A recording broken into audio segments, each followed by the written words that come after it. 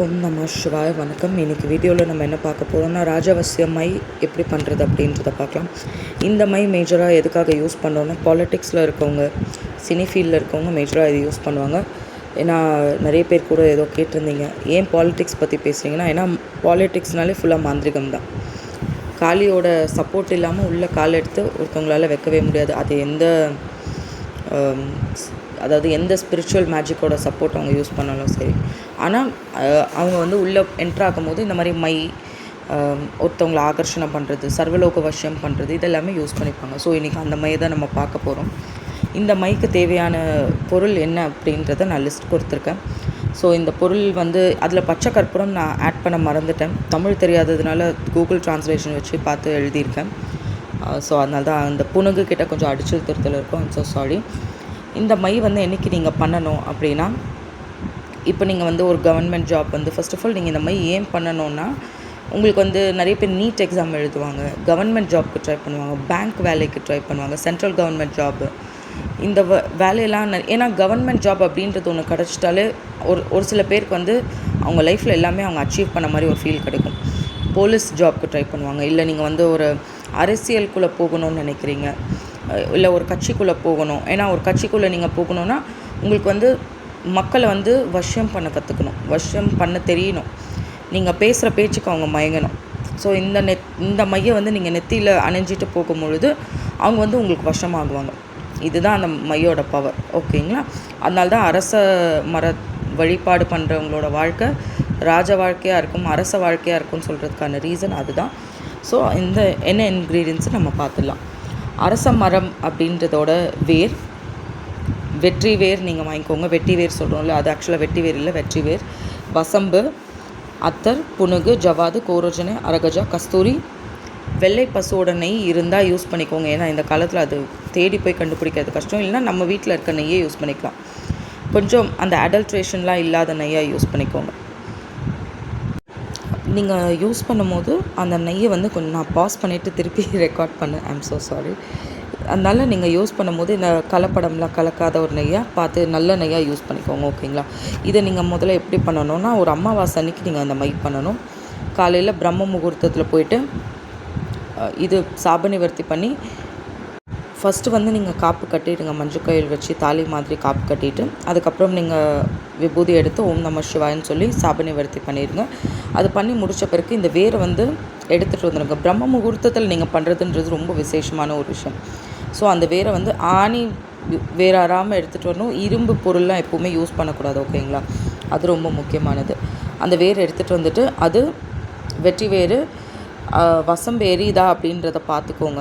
ஏன்னா வசம்பு எரியறது கொஞ்சம் கஷ்டம். அதுக்கு பதிலாக வசம்பு பொடி வேணும்னா நீங்கள் காம்பன்சேட் பண்ணிக்கோங்க, ஒன்றும் பிரச்சனை கிடையாது. அப்படியும் இல்லைன்னா வசம்பு நல்லா சுட்டிங்கன்னா உங்களுக்கு கொஞ்சம் ஆஷஸ் வரும், அதை கூட நீங்கள் சாம்பல் வரும், அதை நீங்கள் சேர்த்து வச்சுக்கலாம். அப்படியும் நீங்கள் பண்ணிக்கலாம். இப்போது ஒரு மண் சட்டி எடுத்துக்கோங்க. அதில் அரச மரத்தோட வேர், வெற்றி வேர் நீங்கள் போட்டு பச்சை கற்பூரம் போட்டு நல்லா ஃபுல்லாக எரிய விட்டுருங்க. நல்லா கம்ப்ளீட்டாக எரிஞ்சிரும். இப்போ அதோட சாம்பல் எடுத்துக்கோங்க. ஒரு இது நம்ம மோட்டார் அண்ட் பெசல்னு சொல்லுவோம் இங்கிலீஷில். நம்ம மை அரைக்கிறதுக்கு சின்ன அம்மிக்கல் மாதிரி ஒன்று இருக்கும், போட் ஷேப்பில் இருக்கும், ஆன்லைன்லலாம் கூட கிடைக்கும். ஸோ அதை நீங்கள் வாங்கிட்டு இந்த வசம்பு பொடி இருக்குது இல்லைங்களா, நீங்கள் விளக்கில் காமிச்சு சொட்டிங்கன்னா கொஞ்சம் சாம்பல் கிடைக்குது, அந்த சாம்பல். அதுக்கப்புறம் அரச மரம் வெற்றி வேர் நீங்கள் எரிச்சிருக்கீங்களா, அதோட சாம்பல் எடுத்துக்கோங்க.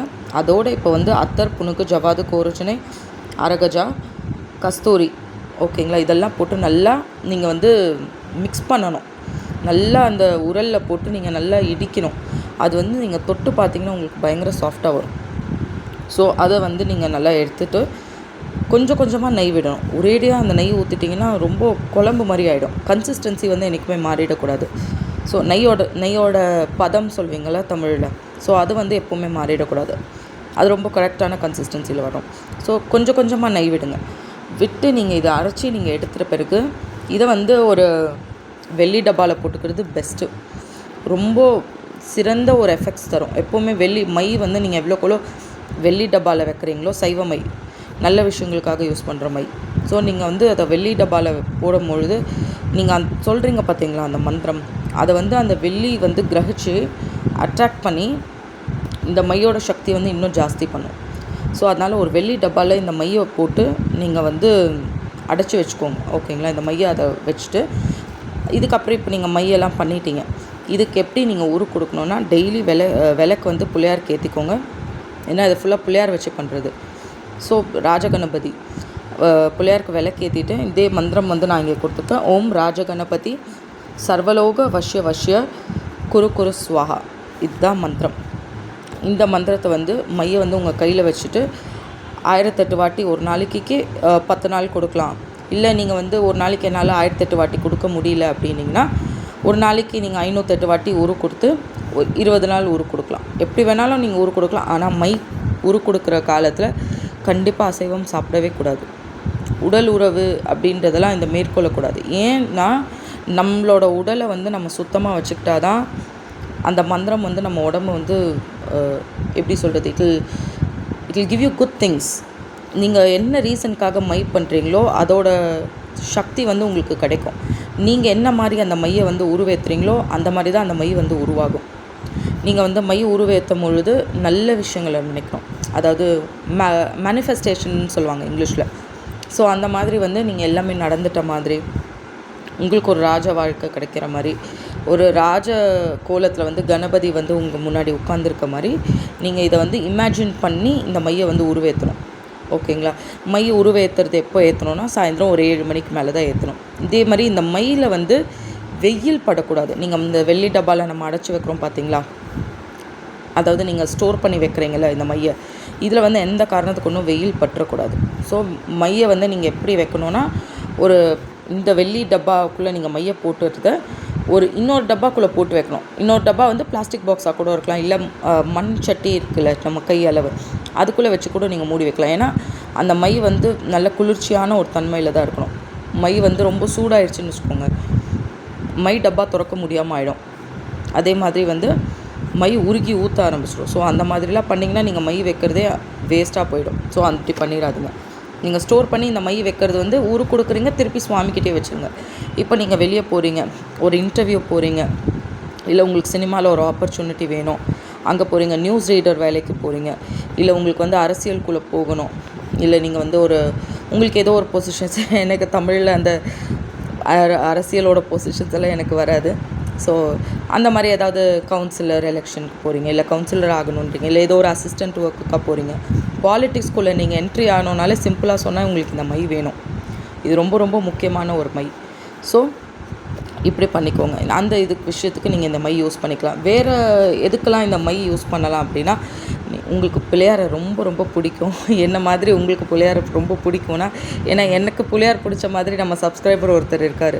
அவருக்கு பிள்ளையார்னா உயிர். அவரோட குழந்தால உட்காந்து பூஜை பண்ணுற ஃபோட்டோலாம் அனுப்புவார். பட் அவர் கிறிஸ்டியன். ஆனால் அவங்க கும்பிட்றத பார்த்து நான் வியந்து போயிடுவேன். ஸோ அந்த மாதிரி நீங்கள் வந்து பிள்ளையாரோட பெரிய ஃபேனாக இருக்கீங்க என்ன மாதிரினா, நீங்கள் வந்து இந்த மை பண்ணி வச்சுக்கோங்க. நீங்கள் யூஸ் பண்ணுற ஒரு உச்சிஷ்ட கணபதி யந்திரம் வச்சுருக்கீங்கன்னா அதில் இந்த மை வச்சுக்கலாம். நீங்கள் ரெகுலராக போகிற உங்களுக்கு பிஸ்னஸ் நல்லா போகணும் அப்படின்னா கூட நீங்கள் இந்த மை வச்சுக்கலாம். ஓகேங்களா? இதில் ஏதாவது உங்களுக்கு டவுட் இருக்குது அப்படின்னா கேளுங்க.